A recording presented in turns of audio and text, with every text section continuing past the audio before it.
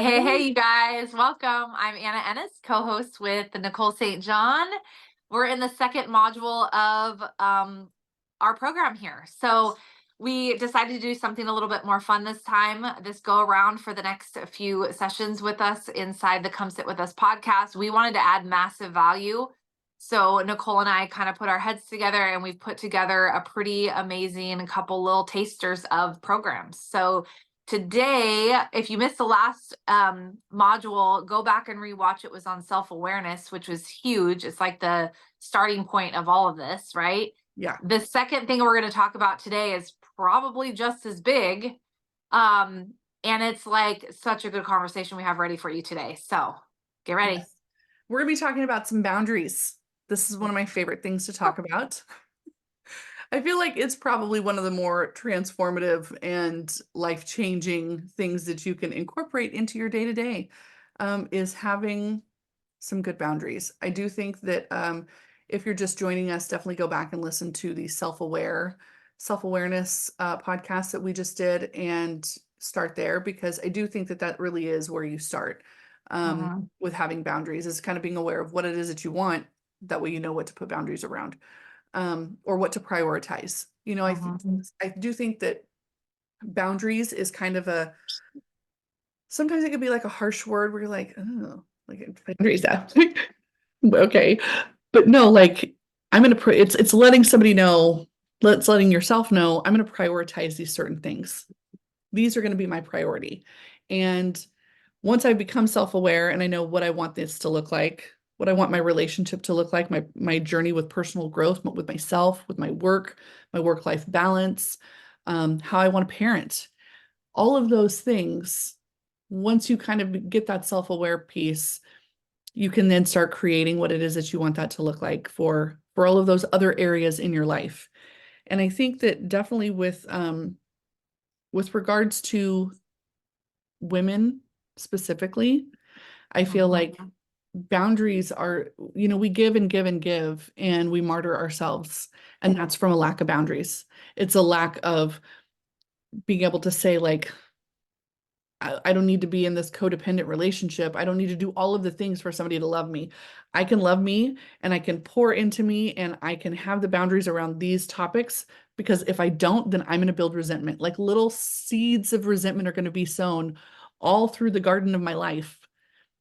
And then I'm going to be angry that you treated me a certain kind of way, but I allowed it because I didn't have boundaries. And I think that people can see that. It's very clear when we don't have boundaries. The right person can spot that shit from a mile away and they will utilize it to their benefit.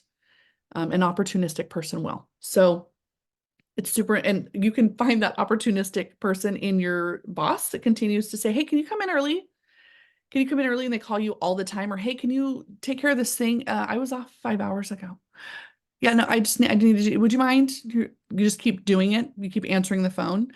I have a coworker who literally does not answer the phone when she's not at work. If it is a work-related call, it's an absolute no. She's like, no, this is my time. Like, this is my time. And I love this boundary for her, because I'm always like, oh God, why are they calling me? Like, what? Guess what? What's going on? She's like, I don't give a shit why they're calling me. I'm not answering the phone because I'm not at work. This is my time to be with my family, because that's her priority. And I love that for her. But it's all in communicating that. And sometimes you don't have to, like, sometimes the not saying anything is saying plenty. Oh yeah. I mean, so so let's get to it a little bit. I kind of want to give some examples in this podcast of how a lack of boundaries can show up in certain areas of your life.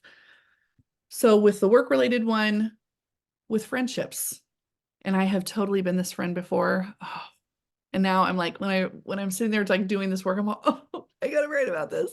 I was this friend, and sometimes I still am, and I gotta like check myself on it. But being the friend that calls you because they got a vent, and then like they're not just calling you just to be like, hey, how are you doing? Every time they call you, they got some drama, they got some venting. You're like, fuck, I don't even want to answer the phone anymore. And so here, if you can't have a boundary, if you can't communicate with that friend and say, hey, I love that you want to come and tell me how things are going with you, that I'm the safe place for you to do that. But let's try something different because I got to tell you, it's a little emotionally taxing, but I don't want you to feel bad about venting to me. I want you to still feel like you can do that. But um, and now something that I've incorporated with my girlfriends is, hey, are you in a place today are you in an energy where I can vent for a few minutes about some things going on? And sometimes they'll be like, you know what? No, I'm so busy today. Not a problem. I hope that you have like a great rest of your day. Let me know how you're doing, whatever. Some of them do you have 8 minutes? There's like that whole podcast, or there's like a little video of a guy talking about how 8 minutes is all that you need to like really truly be there for someone. So that's like the key word. It's like, do you have 8 minutes? That means it's really freaking serious. It's not just some bullshit. It's not just me. It's Mhm. serious. So it allows your friend, but this is like a boundary. Like if you're not telling me that you need 8 minutes, then I'm going to be like, yeah, I probably don't have time for that right now. Like I'm got all these other things. But what having this boundary does and saying, hey, it's emotionally taxing. Can we have conversations that don't involve you venting to me every time? Maybe where you ask me about how I'm doing. Um, you're doing a few things whenever you do this. You are creating a boundary that preserves the friendship if they're like if you guys are good enough friends for them to vent to you, you would hope that you could be good enough friends for you to be able to say, hey, this doesn't feel good. And it feels Mhm. very one-sided. And I would like a more well-rounded friendship with you because I love you. And this is what that would look like for me. Are you open to this being what our friendship looks like? Mhm. Yeah, absolutely. My God, I'm so sorry. I was not self-aware that I that I was coming across like this. So few pieces here. But it preserves the friendship while also preserving and protecting your own emotional energy and not sowing the seeds of resentment because you're like, fuck, I don't want to talk to her. She only ever calls. And then you're going and venting about your friend to your other girlfriends or to your partner. And they don't want to hear that shit either because they don't want to hear the drama. Like, right. Mhm. So then we become the person that we're like venting about. Um, and then it allows you to have a greater well-being, to have healthier relationships, to have quality interactions with your friends or with your people in all of the capacities that you're using this information. Um, you also end up feeling like, your time's being respected, which is big Mhm. because that's one of my priorities is like the freedom of my time. Um, and then with also regards to boundaries, and we'll wrap this up shortly here, is well, you want reciprocal relationships. You want reciprocal relationships that feel like they're not codependent, like you're not the one doing all of the work, and that you're doing it in a way to try to make somebody feel a certain, like, it's not your responsibility. You got to just show up as authentically as you can for you. And sometimes that clearly takes the self-awareness piece, having boundaries, and then being able to show up in those relationships how you want them to be, which they should be reciprocal. It should be give and take, right? Sorry. Mhm. As I speak of give and take, Anna, what are your thoughts on this? No, I'm totally listening. This is so good. I'm like, oh my God, this is so good.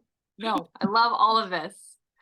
Um, gosh, you know what I was Yeah, thinking back when boundaries.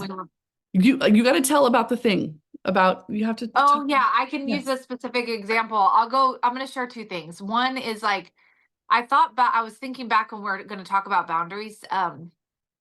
My first, like, I didn't understand what boundaries were, even in my 20s, even in my or 30s. I didn't know what that was. Like, it wasn't until mid 30s that I was like, started doing it, but I didn't realize I was doing it. And then when I actually learned what boundaries were, like, I was like, oh, no wonder. Okay, yeah.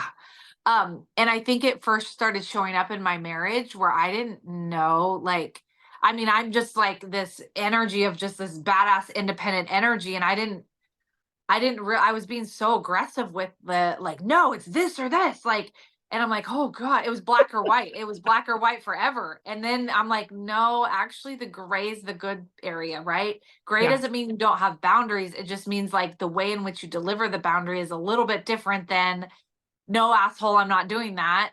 Yeah. Or yes, that's amazing. Like, so there's almost like an art to like setting boundaries that I've Oh, learned yes. over the years.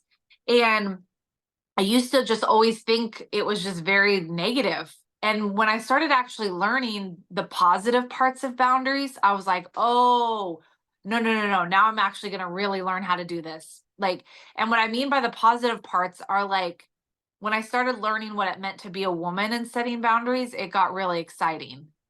Like I started thinking like, oh, there are certain things where my power, I allowed a ton of people to take my power because I didn't set boundaries, or I'd allowed a ton of different opportunities to like take over my life because I didn't set boundaries, or I'd burn out because I didn't set boundaries, or my marriage sucked because I didn't set boundaries. Like there was all sex sucked because I didn't set boundaries. Like, right. It was just like all of these things like were just like, ah.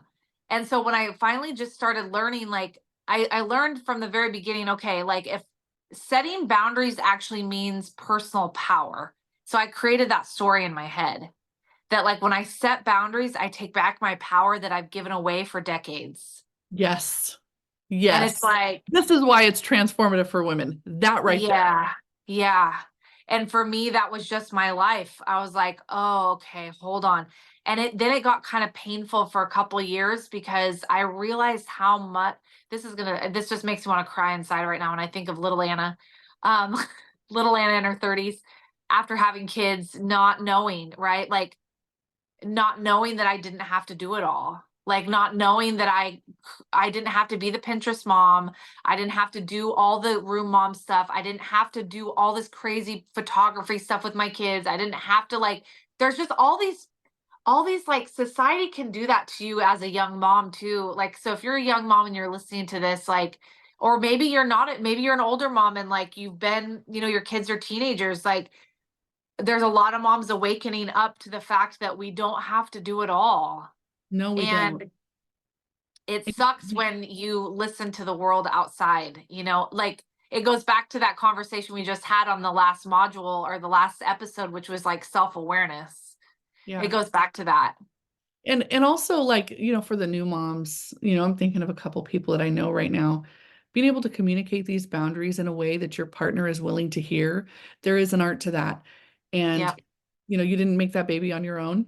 So you should not be the only one changing diapers. You should not be the only one. You like that's where you become a default parent. And I get that whenever the babies are little, they need you a little bit more for some of the stuff. Mhm. Um, but really being able to say no when you come home from work, if I'm staying at home with this newborn baby that's 6 months old or 3 months old or 2 months old or 1 month old, I'm dying here and I need a shower. I need a shower and I need an hour to myself so that I can regroup. And that does not mean that I go to the grocery store. It doesn't mean that my shower time is counted in that. It means I get some downtime for me because that's what I need. And I'm going to need for you to do that for me. Or I'm not going to be able to make dinner. I'm not going to be able to show up effectively to parent this child. And we're all going to be a fucking mess. Yeah. So, sometimes it really is. I encourage all of you out there that are new mamas to definitely start learning the art of boundaries and expectations and how that all looks. Yeah. And I think the second thing I was going to share, Nicole wanted me to talk about this because this is actually happening in my life right now. Which it's happening right now. So my husband's business is doing really, really phenomenal. And phenomenal to the point where it's growing exponentially and he can't keep up with all of it, right? Which is we all dream for that problem, right? Like I know it even in my own coaching business and like in my other businesses, like other things I've done, I'm always like, oh, I want 5,000 new people and I want this. And it's like, that's all great, but what if you can't handle it, right? And so the cool part of what's been happening is in the beginning, I'll rewind a little bit. In the beginning of his journey in a different industry, when we had first had kids, he had asked me to, hey, you want to work together? Because that's just like his dream, I guess. And when we were younger, I was like, yeah, no. I had a lot because I didn't have my boundaries set up yet. If I'm Yeah. being honest, I didn't. So as I've learned over the past decade, we've been married almost 17 years now, like I've learned boundaries really well. So now as we're going into it and I'm helping him do some stuff now, the boundaries are there. And I'm strong enough where our marriage is strong enough and our communication is strong enough for me to say to him, because it's happened a couple times in the past couple weeks where I've said, I can't be talked to that way. I'm not a guy because he works with guys. Okay. And so he was like, oh, noted. Got it. Okay.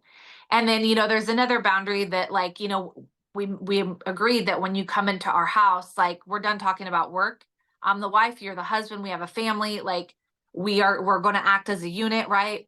I posted today, it's the day after Mother's Day when we're recording this, and it was like, I didn't post about Mother's Day yesterday, and I don't put my kids on social media right now. And it's just because, like, in the season that we're in as a family, it doesn't work for us. And it doesn't mean anything. It's just that's not part of my brand.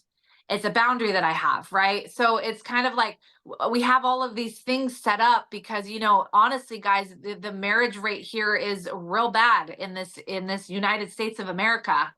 Yeah. Like real bad. And it's a lack of boundaries, right? I think. Yeah.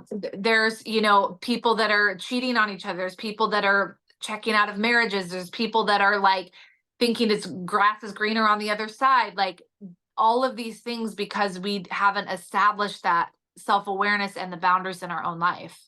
There's chaos with our kids. There's like a lot of things that are happening right here, right now in our world that we complain about, or that we are like, oh, so and so did this, or the politics are going this way, or the weather's this way. It's like, no, it's just a lack of boundaries.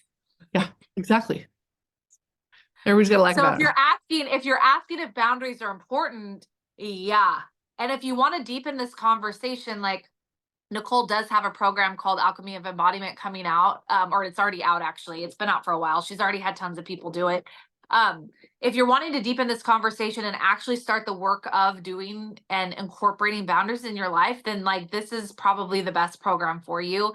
Is for self-led, right? Self-led women Yep. who, Alchemy of Embodiment, self-led. It is, yeah, it's pretty amazing if I do say so myself.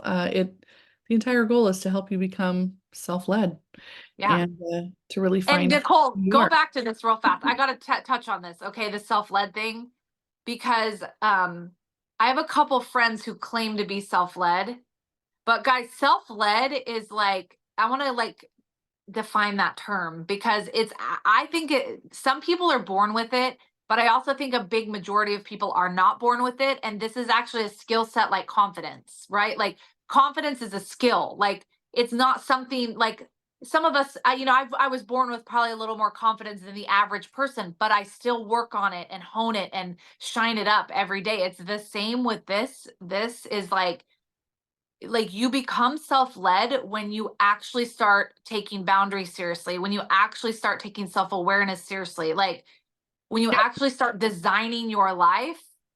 Yeah. When you get to become unapologetically authentic, Yeah. that right there is being self-led. Like when Yes. you are no longer making apologies for who you are, but you know who you are, you're not just like floundering. Yes. Like that's what we are here for. Yeah, So well, so wait, I got to tie into this too because there's this self-led, or there's your program, right, which is a really in-depth program, but you yeah, also have like something too. Don't you have a master class coming out too that's I do. yeah, Yes, I'm okay, so yeah, tell excited. about that also. It's unapologetically authentic. And it Yeah. really is a masterclass just kind of discussing how to get to that place where you stop giving a shit about the expectations of other people in a way that's productive, in a way that's good for you, that's not from a place of pride or just not caring about other people. It's not from this unempathetic place, but it's a place of, I get to prioritize me. I've spent my life Mhm. prioritizing the needs of everyone else, from patients to partners to children to parents. And I'm going to take care of Nicole. And when I do take care of Nicole, I'm going to take care of me in such a way that everybody else is going to be so positively affected by it that there's no way that you could be upset about it. To see how much I'm pouring into me, because then it allows for this overflow to pour into everybody in my circle. And Yeah, only you're positive gonna things walk can through that happen. whole process, right? Yes. Yeah. It's like an A Yeah. to Z. The program is literally an A to Z program. Like that's what it is. A to Z. So if you're interested in either one of those things, if you're interested in more like more of a depth kind of a program, like that you're really wanting to get in here and do the work, then the Alchemy of Embodiment self-led is for you. If you're looking for something where you're like, I want to start with unapologetically, like authentic, like I want to start like, what does that even mean? Like, then the link is down below for that masterclass also. So get ready. We love All you right. I guys. hope to see you guys there, and we will see you next time. Thanks for joining us.